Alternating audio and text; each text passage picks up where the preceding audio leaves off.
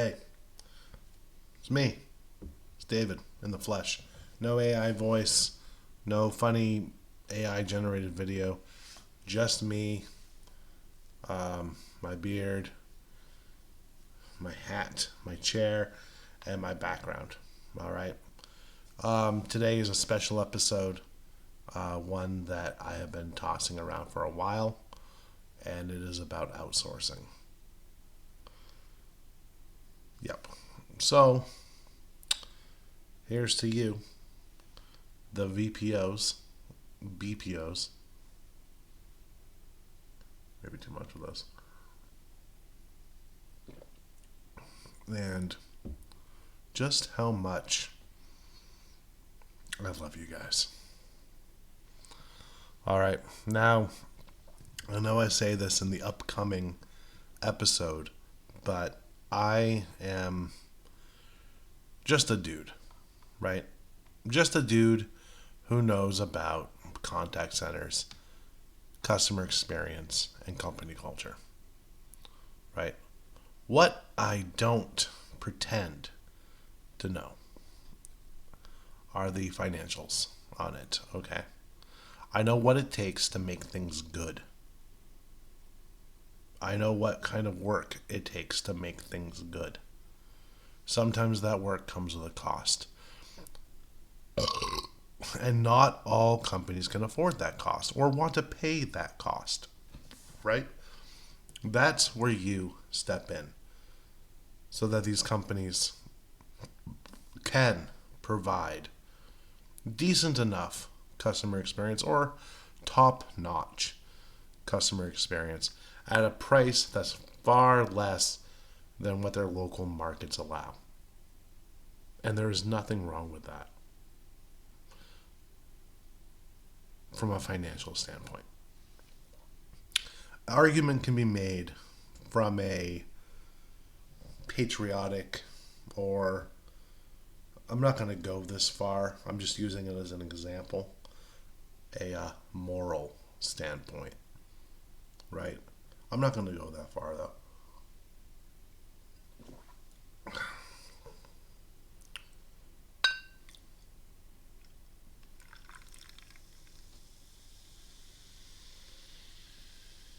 So, when I was in CCW back in the day, back in Vegas, ran into James Dodkins there. And he told me two things that stuck out. Right? He used the phrase, "I'm not poor, but I am cheap." Okay, and I've been using that phrase ever since. Okay. And then the other phrase that he used was, I believe, and I could be wrong, and James, Mr. Dodkins, correct me if I'm wrong, but I believe the word was Brighton sober, where you just drink beer, right? This is apple juice.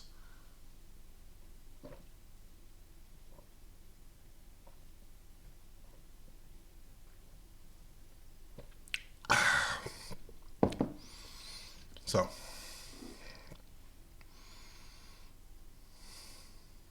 not very good apple juice, but it is what it is.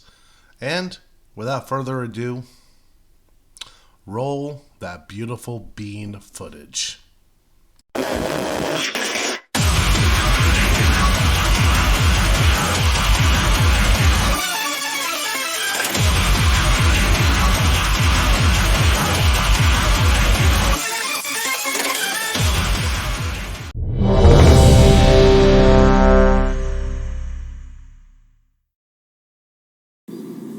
Hey, welcome back to another episode of CX Riot Radio.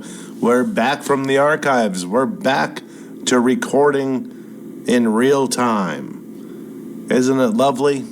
Isn't it great? Who am I? I am David. I am the caffeinated CXO, and I am the host on CX Riot Radio. Saying I'm the host makes it sound like we have guests. We usually don't. And today is no exception. Before we begin the episode, I'm going to invite you to like, review, comment, share the show so we can make the show grow. And I'm going to ask you to do that before we get into today's content, because why not?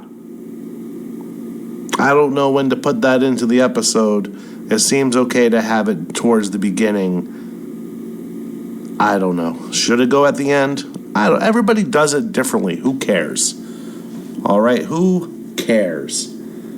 I care, because I want to know where to put it so it sounds natural and okay. But it is what it is. And it was what it was. And it will be what it will be. And that's all right. So, today I want to talk about something that's not going to win me many friends in the BPO space, which honestly, I'm not going to say unfortunately, but honestly, because it is fortunate, because I like these people. Most of the people I talk to and hang out with outside of my normal job, right, are people in the BPO space. Now, I'm not talking bad about outsourcing. I'm not talking bad about any of that, right? Now, my patriotic, my, dare I say, nationalistic and America first feelings come out. I want to go to Boston and throw some tea into a harbor. When American companies throw their workforce out on the street and ship the work overseas, I will be the first person to admit that really grinds my gears, because it ruins lives, it ruins local economies, and ruins countries, right? Do I understand the reason behind it? Yes. American workers are expensive. And American consumers don't want to pay higher prices than they already do. I get that. So compromises have to be made. In a perfect world, there would be no outsourcing, and every country would be able to stand on its own merits and have economies that work, if this was a perfect world. But we're not in a perfect world. We're in a fallen world of chaos and greed. Whose greed? Honestly, I don't know. Is it the greed of the business owners who want to cut costs and send all the jobs overseas? Or is it the greed of the consumer who don't want to spend more to support their own communities? I don't know. That's a good question. That could be its own separate episode. No, that could make someone's career if they wanted to study that. That's insane. I'm going to cough really quick, so I'm going to mute this.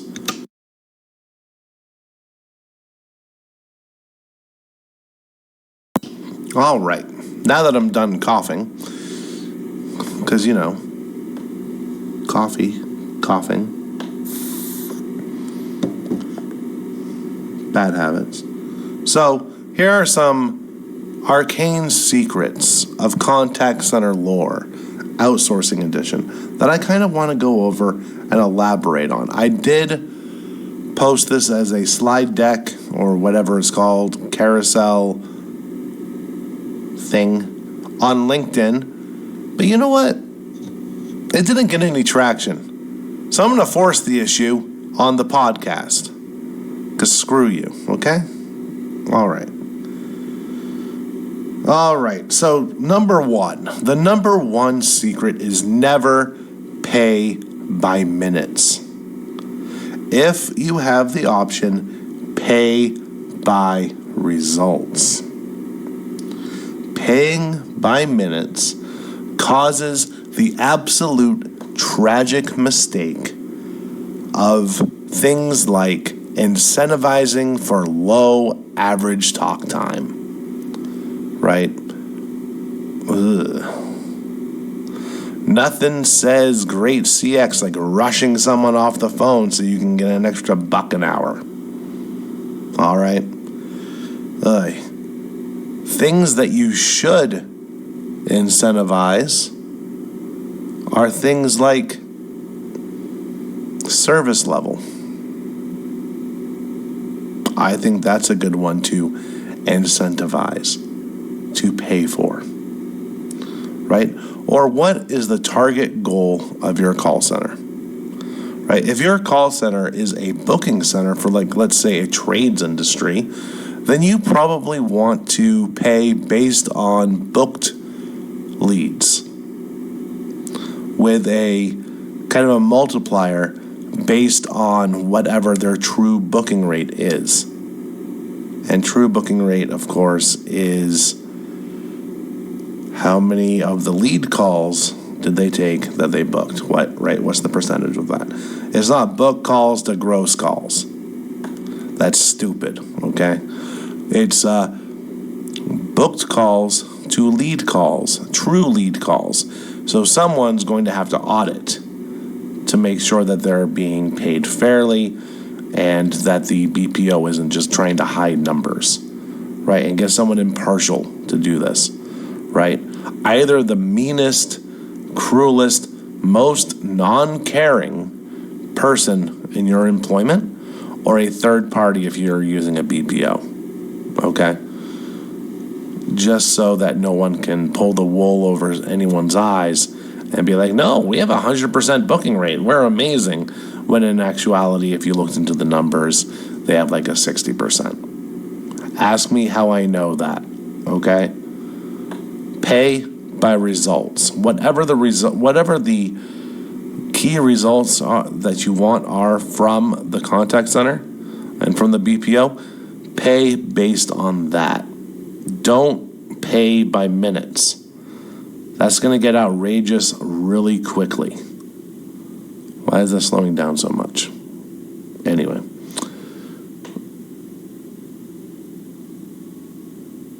That's fine. Okay. Number 2, make sure they are appropriately staffed during your peak hours. If, let's say, this place that you're outsourcing to is 12 hours ahead, right? So when it's like noon where you are is midnight where they are. Have you ever worked an overnight job? Have you ever had to staff an overnight job? Have you ever had to make a schedule for an overnight job? How much shrinkage do you put in to compensate for the amount of people that call out during an overnight shift? And yeah, one might argue that that's an American thing, right? It's a human thing. Again, ask me how I know.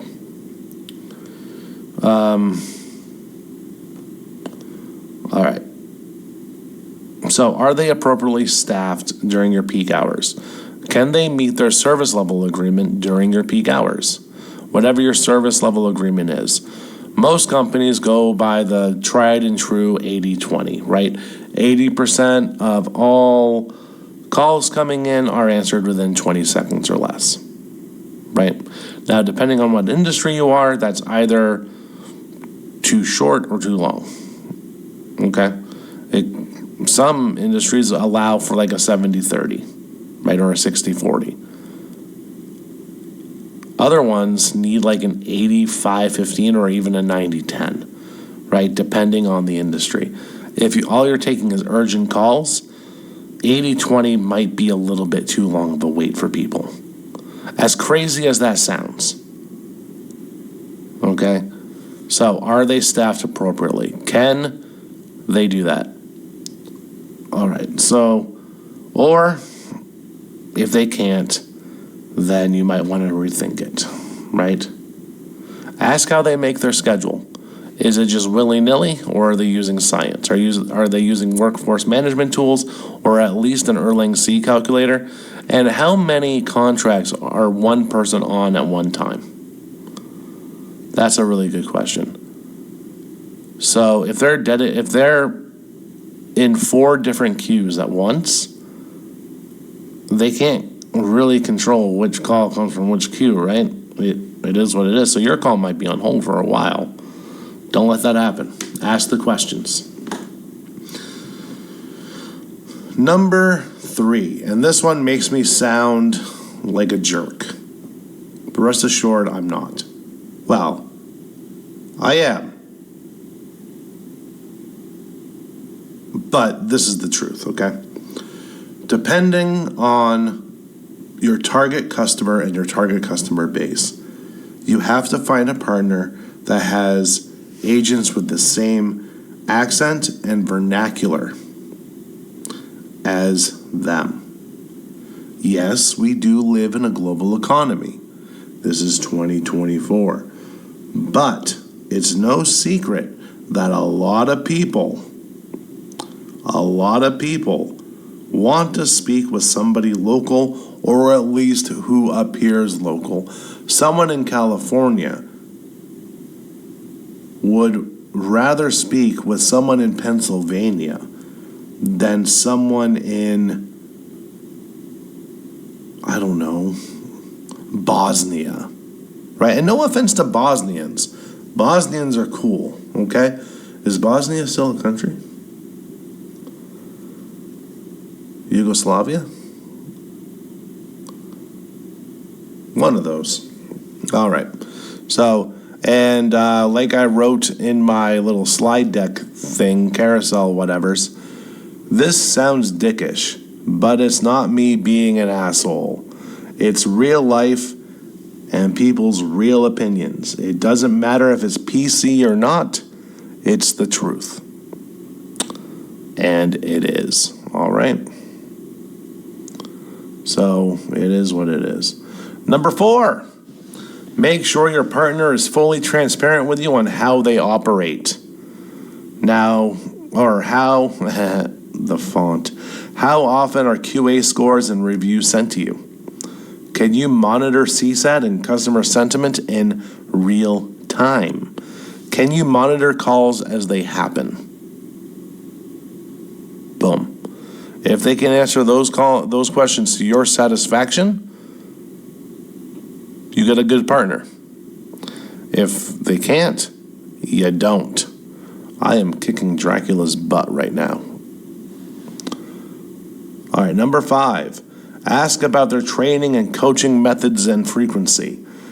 How much of the training is focused on their systems and software, and how much is it focused on your company?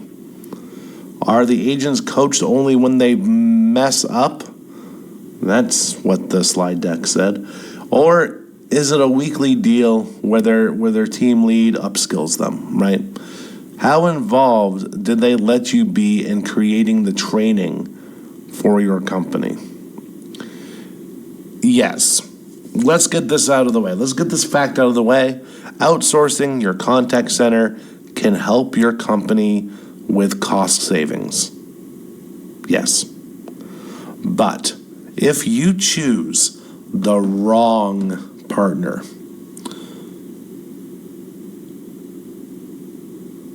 you're screwed. And how are you screwed?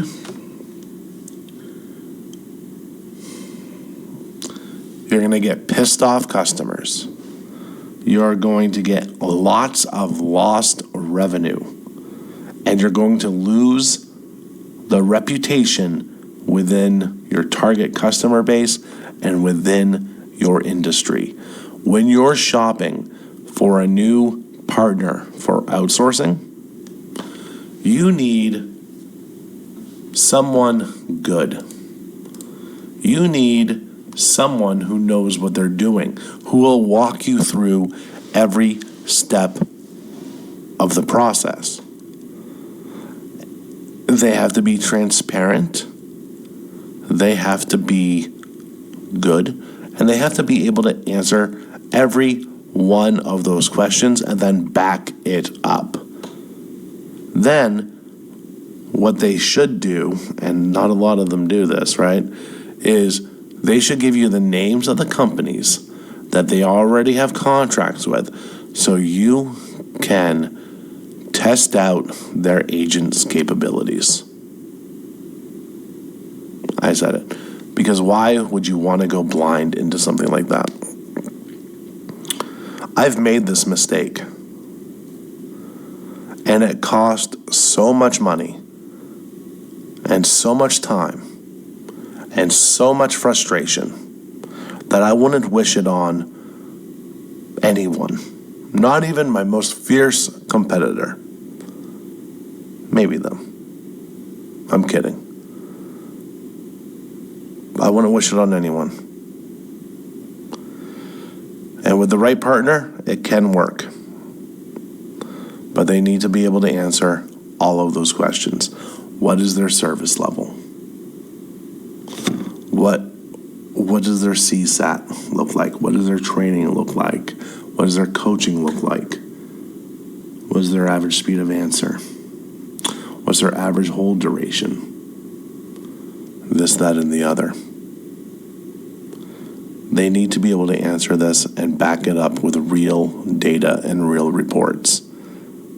If they can't, you're either speaking to the wrong person in the organization or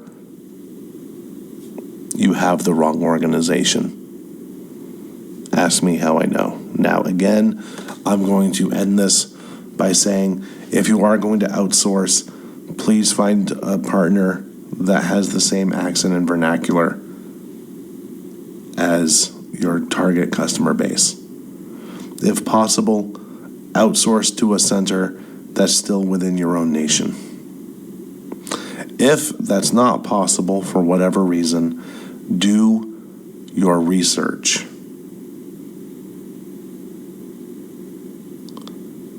And that's been CX Riot Radio.